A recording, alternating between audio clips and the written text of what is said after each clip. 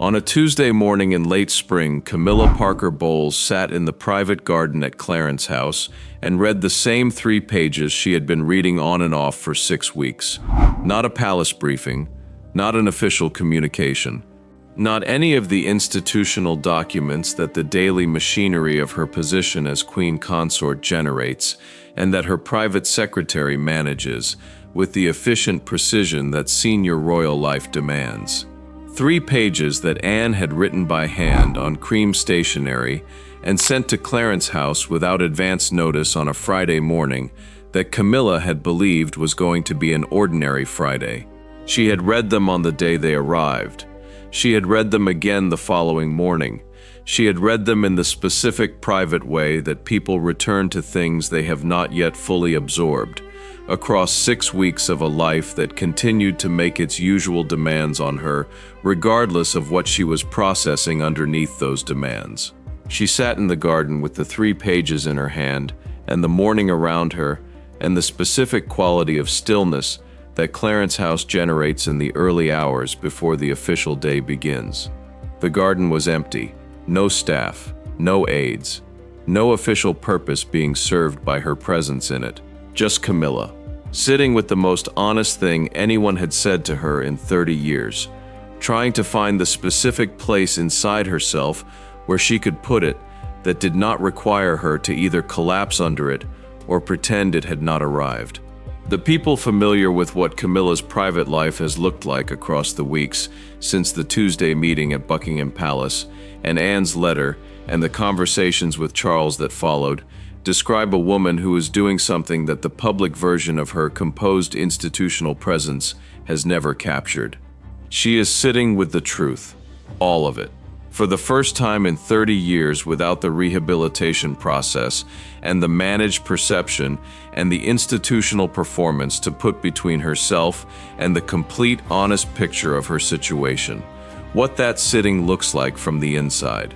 What Camilla actually understands about what is happening around her and what it means for her future, what she feels about Diana when nobody is managing what she is supposed to feel, what she understands about William's logic even as she lives with its human cost, and what she does in the private hours of her life when the official version of Queen Consort is not being required of her.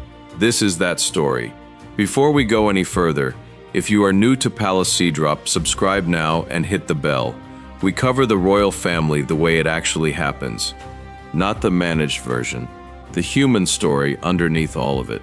Today we are going somewhere no other channel in this niche has gone, inside Camilla's private reality, the version that exists when the cameras are off and the official performance is not being required. Stay with us. The private garden at Clarence House is not large by the standards of royal residences. It does not have the sweeping grounds of Sandringham or the dramatic Highland setting of Balmoral or the formal precision of the gardens at Buckingham Palace that tourists see photographed from specific approved angles. It is a private garden in the specific sense that private means when it is applied to a space that a person has made genuinely their own, rather than simply occupying as a consequence of their institutional position. Camilla made it her own across the years since she and Charles moved into Clarence House as their primary London residence. She knows it in the way that people know places they have spent significant private time in. Which corner of it catches the morning light at which hour? Which parts of it feel enclosed enough to provide the specific quality of privacy that private does not always actually provide when your life is what hers is? Which bench she returns to most consistently when she needs to think rather than simply to sit? She was on that bench on the Tuesday morning with Anne's 3 pages. The people familiar with her routine in the weeks following the sequence of events that the Tuesday meeting at Buckingham Palace had set in motion describe a woman who has been spending more time in that garden than her previous routine included, who has been arriving in it earlier than she used to, who has been staying in it longer. Not because the garden has answers. Gardens do not have answers, because the garden is the one space in her daily life where the performance that her position requires is genuinely suspended, where nobody arrives expecting the Queen Consort, where the person sitting on the bench is allowed to be simply a woman in her mid-70s who is processing something significant about her own situation.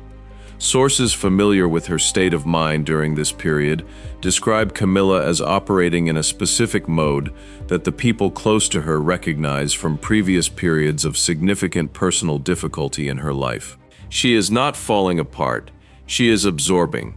There is a distinction, and it matters for understanding what is actually happening with Camilla, beneath the surface of the continued official appearances, and the charitable engagements, and the seat beside Charles at state occasions, that the public version of her life continues to produce on schedule. She is taking in the full reality of her situation, with the specific methodical honesty of someone who has decided that managing the reality from the outside is no longer workable, and that the only way through it is to go through it, all of it, including the parts that the official version of her position has always required her to hold at a managed distance. Drop in the comments right now where you are watching from, country or city below. We want to know where the Palisade Drop community is based. Drop it below and stay with us, because what Camilla actually understands about why William has done what he has done is the part of this story that most coverage has entirely missed. The people close to Camilla who are familiar with what she has said in private across the weeks since the Tuesday meeting are consistent about one specific thing that surprises them when she says it. She does not believe William is wrong. Not in the way that someone says something is not wrong because they have decided to be gracious about an outcome they secretly believe is unjust. In the way that someone says something is not wrong because they have done the honest private work of examining the logic of it and have found that the logic holds even when its human cost is applied to themselves. Camilla understands the institutional logic of William's position with the specific clarity of someone who has spent 30 years inside the institution William is inheriting and who knows from that experience exactly what the institution requires of the person who leads it and what happens when those requirements are not met. She knows what it cost the institution to not be honest about the Wales marriage while it was happening. She watched from the inside as the management of information and perception across the years of the breakdown produced consequences that the management was specifically designed to prevent.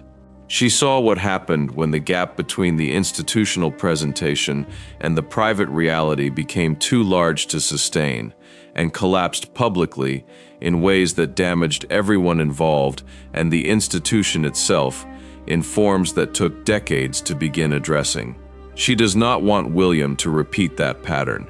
This is the thing that the people familiar with her private perspective describe as most surprising to the people she says it to. That Camilla, sitting with the personal cost of what William's institutional honesty means for her own future, is simultaneously genuinely invested in that honesty succeeding, not selflessly, not without the specific, complicated human mixture of feelings that someone whose own future is being shaped by a process she simultaneously endorses experiences. But genuinely, she sat in the Tuesday meeting at Buckingham Palace and she listened to William explain what the Clause 7 document meant and what he intended to do with the authority it gave him. She looked at Catherine beside him and at Anne across the table. She felt the specific weight of three people who understood exactly what they were doing and why they were doing it, and who had arrived at the table with the kind of institutional clarity that she herself had spent 30 years watching the palace fail to produce. And she understood that she was sitting across from the version of the monarchy that Diana had always believed it could become. She did not say this. She sat with it. She still is. The question of what Camilla actually feels about Diana privately is one that 30 years of managed public perception has made almost impossible to address honestly in any public context. The managed version requires her to maintain a respectful, dignified silence about Diana that communicates acknowledgement without inviting the specific conversation that acknowledgement would open if it contained any specific content. She has maintained that silence successfully for 30 years. The private reality is different from the silence in ways that the people genuinely close to Camilla describe, with the specific care of people who understand they are sharing something that the person they are describing has never had a legitimate public space to share herself.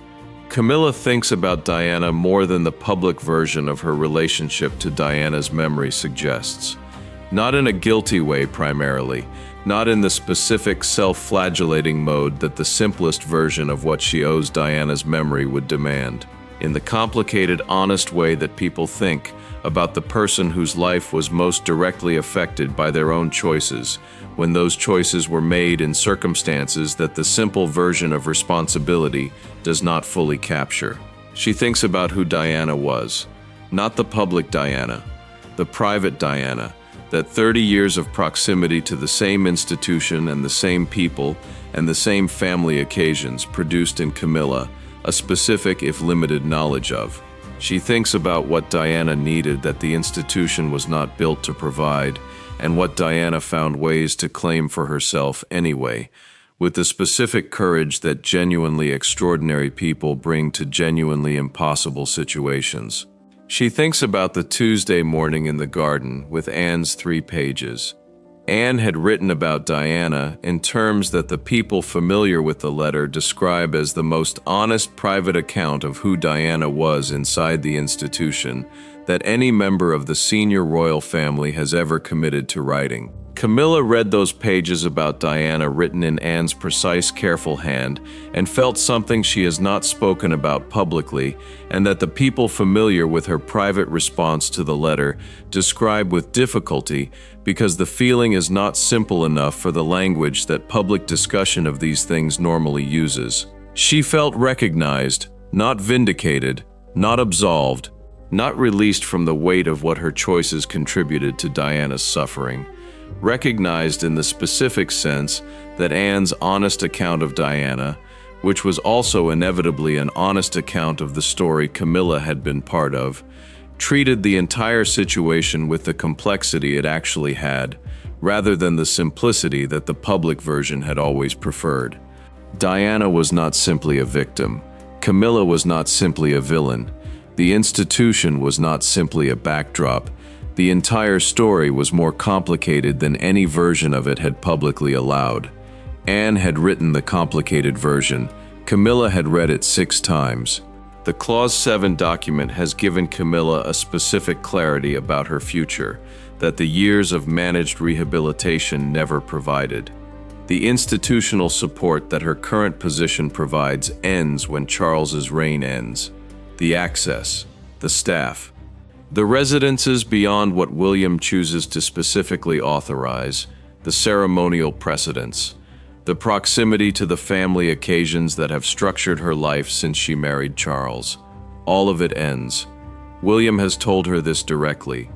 In the Tuesday meeting with Catherine beside him and Anne across the table and the 14-page document between them, he told her what he intends to authorize and what he does not. He told her it was not personal. He told her it was institutional. She understood both parts of what he said. The people familiar with what Camilla has said privately about the future she is now looking at describe a woman who is engaged in the specific practical and emotional work of reorganizing her understanding of her own life around a reality that is different from the one she had been building toward. She sold Ray Mill House, the Wiltshire retreat that had been hers before Charles, the place that predated everything the rehabilitation years had required of her, and that represented the version of herself that existed independently of the institutional position she had spent 30 years navigating toward. She sold it before the Tuesday meeting.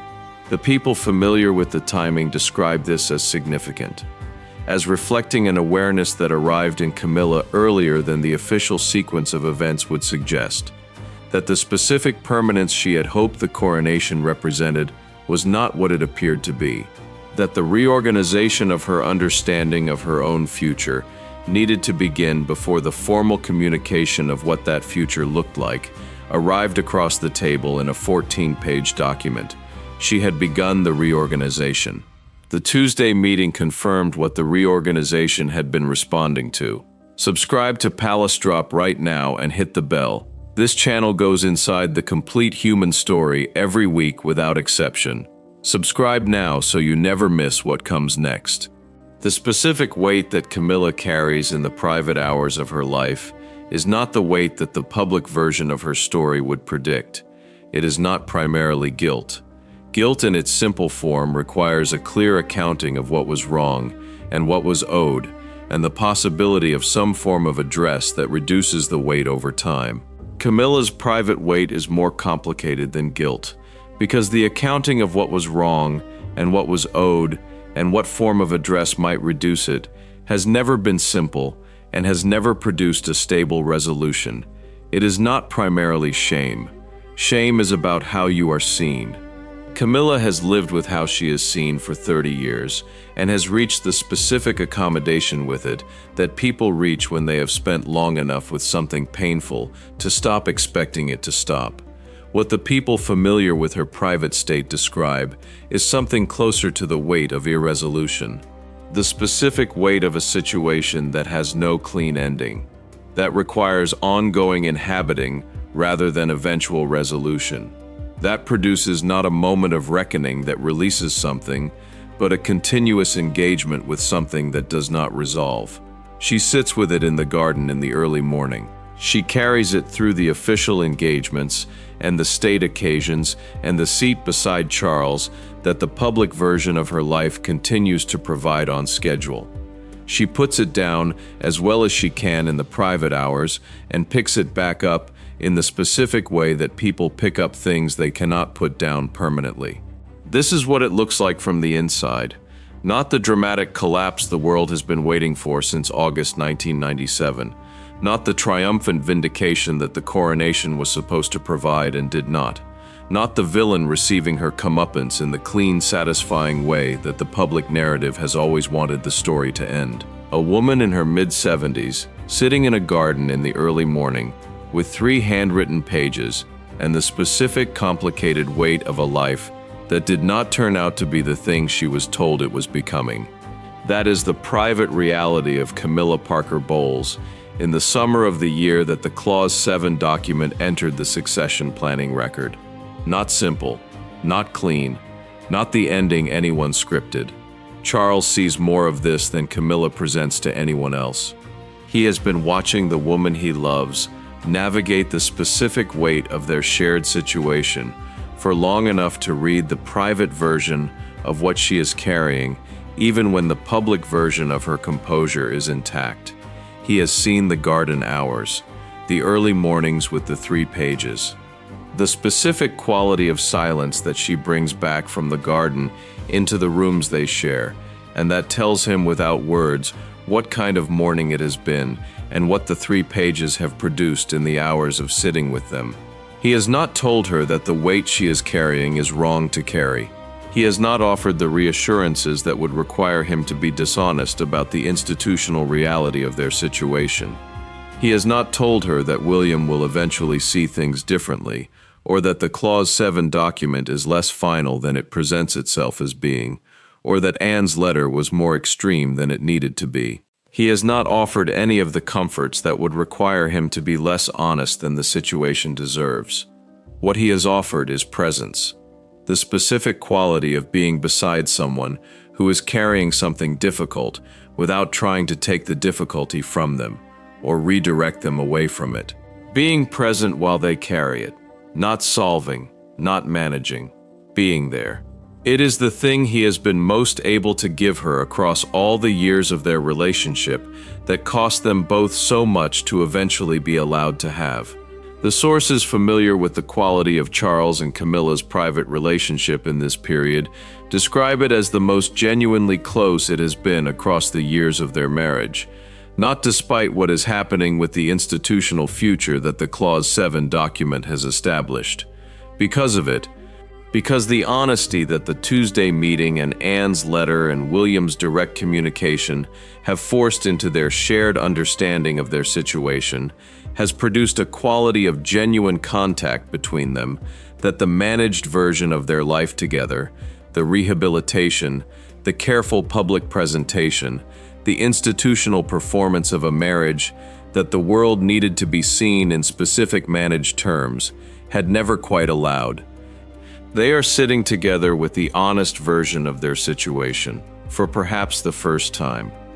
The people familiar with Camilla's private state across this period describe a woman who is in the process of a specific kind of reorganization, not crisis, not collapse, not the dramatic ending the public version of her story has always been waiting for. Reorganization, the specific practical and emotional work of restructuring your understanding of your own future around a reality that is different from the one you had been inhabiting and building toward. She is thinking about what her life looks like in its private dimensions in the years after Charles, not the institutional dimensions. Those have been established with the clarity of Clause 7 and William's direct communication and Anne's letter and the conversations with Charles that have followed. She knows what the institutional future looks like, and she is building her understanding of her life around that knowledge rather than against it. The private dimensions. What her days look like when the institutional structure of Queen Consort is no longer organizing them. What the private self that has existed underneath the public role across the years of the marriage looks like when the public role is no longer being required of it. She thinks about Tom and Laura, her children who have watched the entire arc of their mother's public life from the closest possible private vantage point, and who have their own complicated understanding of what it has cost her and what it has given her. She thinks about the garden at whatever private residence she will eventually occupy when the transition happens, whether it will have the specific quality of the Clarence house garden that she has made genuinely her own, whether she will find in it the same combination of enclosure and openness that has made the bench on Tuesday mornings the place she goes when the honest version of her situation needs somewhere to be held. She thinks about Diana, in the garden on Tuesday mornings with the 3 pages Anne wrote and the specific honest account of something complicated that the most honest member of the family had finally committed to paper. She thinks about what Diana needed and what the institution gave her instead, and what 30 years of inhabiting the same institution from a different position has given Camilla in terms of understanding that the simpler versions of both their stories have never allowed for. She sits with it, in the garden, in the early morning, with the 3 pages, and the weight that is not primarily guilt and not primarily shame, but the specific, complicated irresolution of a life that has not ended and has not resolved and continues to require inhabiting honestly day by day. On a Tuesday morning in the private garden at Clarence House, Camilla Parker Bowles sits with 3 handwritten pages and the specific weight of a situation that 30 years of managed public perception was never able to resolve. She understands what William is building and why he is building it. She has read what Anne wrote about Diana, and she has sat with it 6 times, and she has put it in the specific place beside Charles's letters, where the most honest things she has received in 30 years live.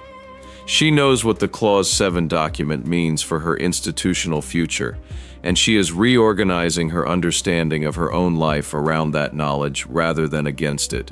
She thinks about Diana in the garden on Tuesday mornings and feels the specific, complicated thing that no version of the public story has ever had space for.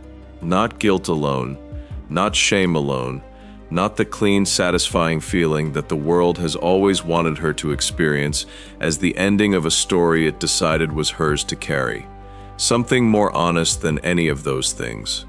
The weight of a life that did not resolve cleanly. That required ongoing inhabiting rather than eventual reckoning. That continues to ask of her, every day, every Tuesday morning in the garden, that she sit with the honest version of everything rather than the managed one. She sits with it. The garden is empty, nobody is watching, and for the first time in 30 years, she does not need anyone to be. Subscribe to Palace Drop and hit the bell. Every week we go deeper on the stories the Palace does not want mapped. The Palace has a version of every story. This is the other one.